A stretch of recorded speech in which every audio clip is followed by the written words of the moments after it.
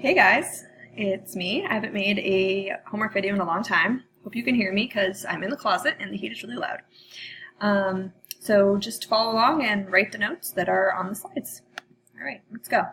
So we talked about the sex cells today in class. The female sex cell is the egg, also known as the ovum. Ova means many eggs. The male sex cell is the sperm. This is represented here. Here is the ovum, here are the sperm. And together, or individually I should say, they're known as gametes. So the female gamete is the egg, the male gamete is the sperm. You should have that written down, but write it if you don't. Okay, so now we're going to start talking about chromosomes and DNA and the science behind how genes are passed on. So chromosomes are organized packaging that holds DNA. If you look inside the nucleus of a cell, we have a bunch of chromosomes, and chromosomes are really just DNA that's been wound up super tight using little proteins. So it's really just packaged DNA. It's found in the nucleus, which you know. Humans have 23 pairs for a total of 46.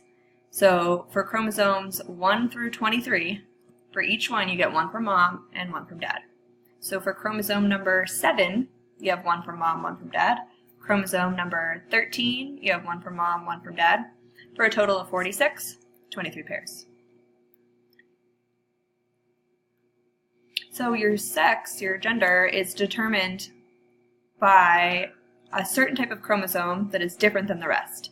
So 22 of the pairs are called autosomes, which means non-sex chromosome. But the third pair, or the 23rd pair I should say, are the sex chromosomes.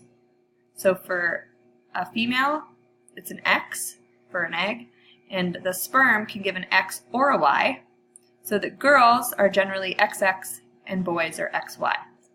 So every time a woman releases an egg from her ovary, that egg is going to carry an X chromosome. But the sperm has a 50-50 shot of carrying an X or carrying a Y. So if a sperm that holds an X impregnates this egg, the resulting baby is going to be a girl, because there'll be two X's together, which makes a female.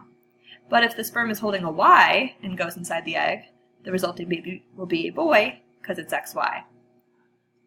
Here's another example. So these eggs always have an X, but the sperm could have an X or a Y. This is called a karyotype. It's an image of all the chromosomes in your body. And as you will see, all of these guys are autosomes, and then these are the sex chromosomes. So an X and a Y.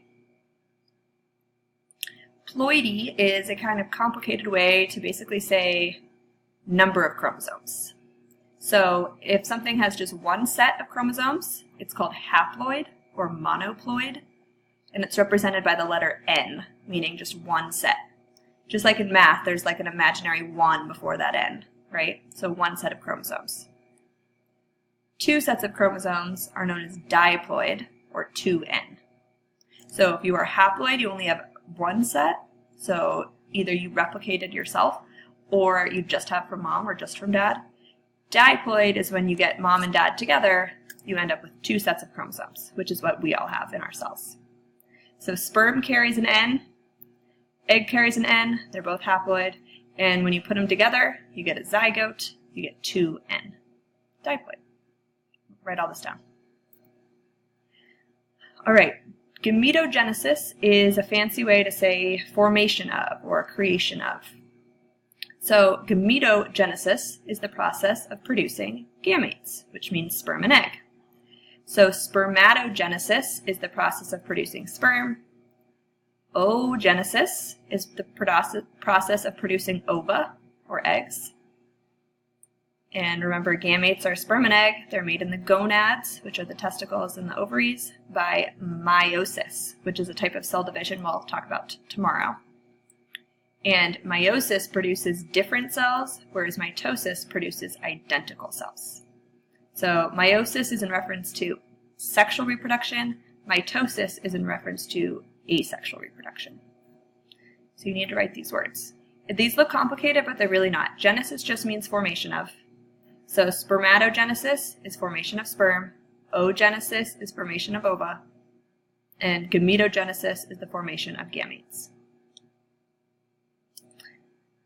So this is mitosis versus meiosis, right? Mitosis, you're going to make the same in the end, 46, but meiosis, you're going to have different ones in the end. We'll talk about that tomorrow. The last little bit, I just want you to write down the differences between baby vocab. So when you have sperm and egg together, they make a zygote, which is this guy. So at first when they connect, that structure that is formed is called a zygote. A zygote will then divide and divide into an embryo, which is like a very, very tiny baby. That embryo will then grow and divide to make a fetus, which is a baby inside a mother. And then that fetus will be born to produce a baby, which is the live organism outside of the mother. So we use a lot of these terms interchangeably, but there is a difference. So I just wanted you to make sure you know those.